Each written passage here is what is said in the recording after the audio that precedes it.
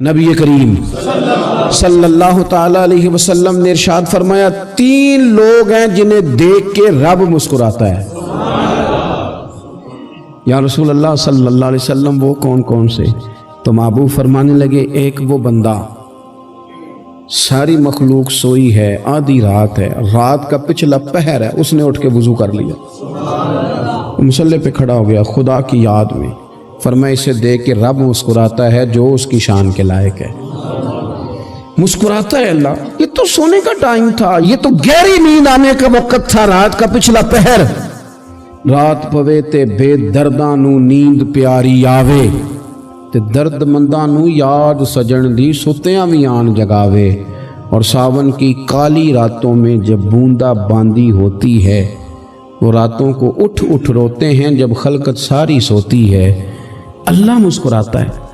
اور سننا میرے بھائی، میرے نبی پاک صلی اللہ تعالی علیہ وسلم فرماتے ہیں جب مسلمان نماز کے لیے صفیں بناتے ہیں نا، ترتیب لگ رہی ہوتی ہے، اب اللہ کی بارگاہ میں کھڑے ہوں گے، قیام کریں گے، رکوع کریں گے، سجود کریں گے، فرمایا جب مومن صفیں بناتے ہیں تو رب دیکھ کے مسکراتا ہے،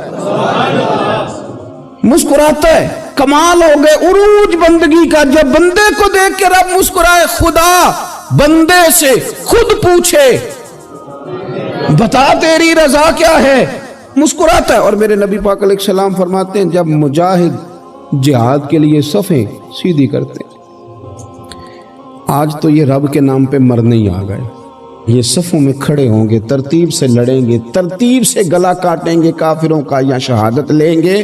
فرمایا جب جہاد کے لوگ صفیں بناتے ہیں تو رب انہیں دیکھ کے مسکراتا ہے۔ کتنے نصیبوں والا وہ بندہ ہے جسے دیکھ کے مسکرا دیا۔ او یار کبھی تیرا بیٹا تیرے سامنے مسکرائے نا چھوٹا تو تیرا دل باغ باغ ہو جاتا ہے۔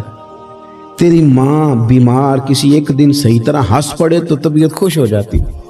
مجھے بتاؤ نا جس کا رب بھی اسے دیکھ کے ہنس پڑے، جو اس کی شان کے لائق ہے، کیا اس بندے کے نصیبیں ہیں، کیا اس کے مقدر ہیں۔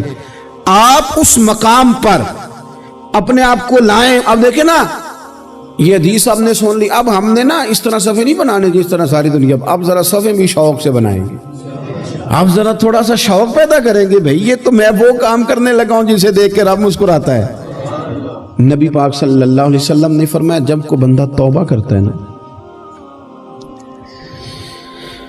ہم توبہ کا رٹا لگاتے ہیں، یا اللہ میری توبہ یا اللہ۔ اور توبہ کا تو مطلب یہ ہے کہ پچھلے گناہوں سے پکی توبہ، آج کے بعد یہ غلطی نہ کرنے کا پکا وعدہ۔ تو نے ساری شب برات رو کے گزاری ہے، بتا سویرے جھوٹ جوڑنے کا ارادہ ہے تیرا، آج کے بعد رشوت تو نہیں نہ لے گا، ملاوٹ تو نہیں نہ کرے گا، یہ توبہ ہے۔ اور اگر سارے کام اسی طرح کرنے تو پھر یہ توبہ کا رٹا ہے، جتنا مرضی لگاؤ۔ حضرت علی بن ربیعہ رضی اللہ تعالیٰ عنہ فرماتے میں مولا علی کے ساتھ تھا، مقام حرہ کی طرف جا رہے تھے، حضرت علی نے ہاتھ اٹھا کے دعا مانگی ہماری تعلیم کے لیے، ورنہ حضرت علی ہم صحابہ کو محفوظ عن الخطا تو مانتے ہیں نا۔ ہاتھ اٹھا کے کہا اے اللہ ہمارے گناہ بخش دے، تیرے علاوہ کوئی معاف کرنے والا نہیں۔ اور پھر حضرت علی آسمان کی طرف دیکھا اور دیکھ کے نا حضرت علی بن ربیعہ کو تو مسکرائے۔ حضرت علی بن ربیعہ کہنے لگے حضور مسکرائے کیوں ہو؟ فرمانے لگے ایک دن میں حضور کے ساتھ اسی طرح آیا تھا، اسی طرح حضور نے دعا فرمائی تھی ہماری تعلیم کے لیے، اور پھر حضور مجھے دیکھ کے مسکرائے تھے اور فرمایا جب کوئی بندہ رب کی بارگاہ میں اس طرح استغفار کرتا ہے تو رب مسکراتا ہے، اور مسکرا کے فرماتا دیکھ لو میرے بندوں کو پتا ہے کہ میرے علاوہ معاف کرنے والا کوئی نہیں، انہیں پتا ہے، تم اس کی بارگاہ میں رجوع تو لاؤ، آؤ تو صحیح دو آنسو لے کر۔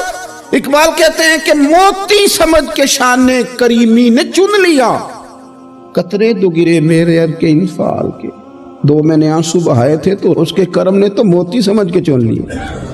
سنو نا حضور اس استغفار کو، اللہ کو یار رات کو توبہ کر کے سونا چاہیے ہمیں۔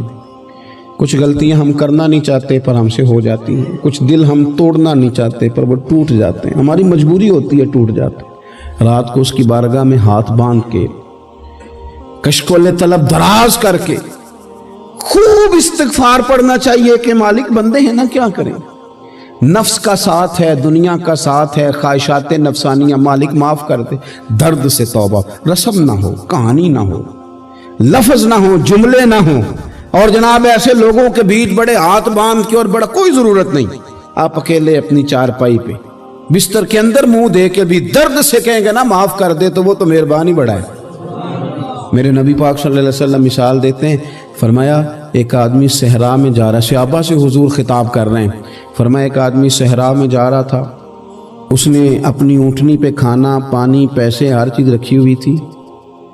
सहरा था बहुत बड़ा, दरमियान सहरा के गया तो थोड़ा सा सस्ताने के लिए, आराम करने के लिए ऊँटनी से नीचे उतरा। अब उसने ऊँटनी की लगाम, ऊँटनी की नकेल अपने सरहाने के नीचे रखी, हाथ के साथ पकड़ी और सो गया। थोड़ी ही देर के बाद जब उसकी आंख खुली तो देखा ऊँटनी गायब है। सहरा में वो पैदल ना आगे जा सकता है, ना पीछे जा सकता है, ना दाएं ना बाएं, खाने को रोटी नहीं, पीने को पानी का कतरा नहीं, थोड़ा इधर भागा उधर भागा, थक गया।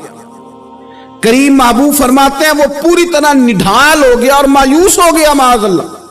मायूस होके दोबारा उसी जगह आके लेट गया जहां पहले लेटा था, इंतजार करने लगा कि अब मौत ही आएगी, आखिरी वक्त है, अब ना मैं पैदल ये सहरा क्रॉस कर सकता हूं, ना पीछे जा सकता हूं, ना खाना है ना पानी है, सिवाय मौत के कोई सहारा नहीं। हुजूर फरमाते हैं वो रास्ते में दोबारा लेट गया। अचानक उसने रुख बदला तो ऊँटनी सामने खड़ी थी। हुजूर ने सहाबा से पूछा बताओ ना उसे भला कितनी को खुशी होगी। या रसूल अल्लाह जी से नई जिंदगी मिल गई है। आप देखें ना, सारे डॉक्टरों ने कह दिया कि इसके तो गुर्दे मैदा जिगर हर चीज खत्म है, घर ले जाओ खिदमत करो, हर तरफ परेशानी है। वो बंदा भी समझ गया है कि आखिरी वक्त आ गया, कल जाऊं परसों जाऊं, तैयारी हो गई, सब लोग आ गए, बाहर वाले भी आ गए, ये माहौल एक अजीब रंग इख्तियार कर गया। अचानक एक डॉक्टर ने आके कहा नहीं नहीं गलती लग गई थी। मुझे बताइए अंदाज क्या होता है? बगैर दवाई के बंदा उठ के खड़ा नहीं हो जाता। ओ मैं तो बच गया हूं। नबी पाक सल्लल्लाहु अलैहि वसल्लम फरमाने लगे उसकी ऊँटनी मिल गई, बताओ भला उसे कितनी खुशी होगी। या रसूल अल्लाह वो तो दोबारा दुनिया में आ गया। हुजूर फरमाने लगे उसे कुछ भी खुशी नहीं हुई। जब कोई रब का गुनाहगार बंदा आके तौबा करता है, रब को इससे कई गुना ज्यादा खुशी होती है। मेरा बंदा आ गया है, मेरा बंदा आ गया है, मेरे घर आ गया। उसने आंसू बहाए हैं, उसने कहा अल्लाह मैं तेरा यूं तेरा ही रिज़्क़ खाता हूँ, तेरी ही ज़मीन पे रहता हूँ, तेरे नाम से मेरी सांसें चलती हैं। वो आ गया। फरमाया उस ऊँटनी वाले से ज़्यादा रब को खुशी होती है जब गुनाहगार आके तौबा करते। गुनाहगारों के आंसू उसकी बारगाह में बड़े मकबूल हैं, लेकिन हम रस्म अदा करते हैं, तौबा नहीं करते। हम अपने आप के साथ धोखा करते हैं, झूठ बोलते हैं। हम बंदा कोई नाराज हो जाए तो हमें को नहीं नींद आती, उसके घर चले जाते हैं।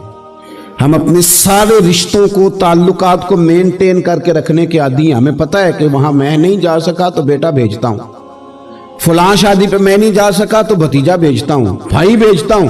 हर ताल्लुक का हमने ख्याल रखा कोई रूठ ना जाए।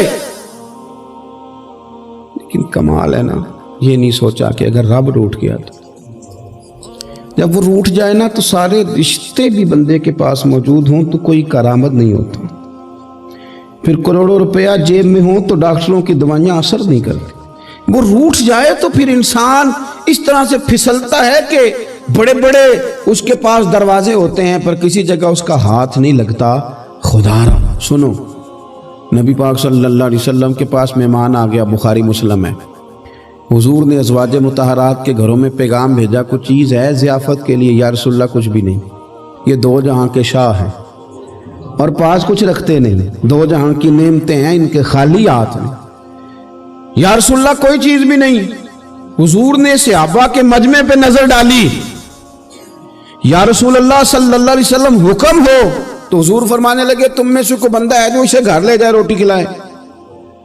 एक सहाबी उठे फौरन, हुजूर मैं लेके जाता हूँ खाना खिलाता हूँ। फरमाते हैं मेरे घर में सिर्फ बच्चों का खाना था, ये नहीं कि फ्रीजर भरा हुआ है नेमतों से, सिर्फ बच्चों का खाना। ये नहीं कि किसी को देख के अपनी हंडिया पे बर्तन दे लिया, सिर्फ बच्चों का खाना। कहते हैं घर गया, बीवी से कहा क्या कैफियत है? कहने लगी बच्चों की रोटी है। मैंने कहा बच्चे सुला दे, सुबह नाश्ता कर लेंगे। تو کہنے لگی آپ کیا کھائیں گے؟ تو میں نے کہا نہ میں کھاؤں گا نہ تو کھائے گی، مہمان جو نبی پاک کا ہے۔ کہا اچھا، اب ذرا تجویز دیکھو میاں بیوی کی سوجھی آپس میں۔ کہتے ہیں کھانا لگا دینا، کیونکہ ایک آدھ بندے کا کھانا ہے۔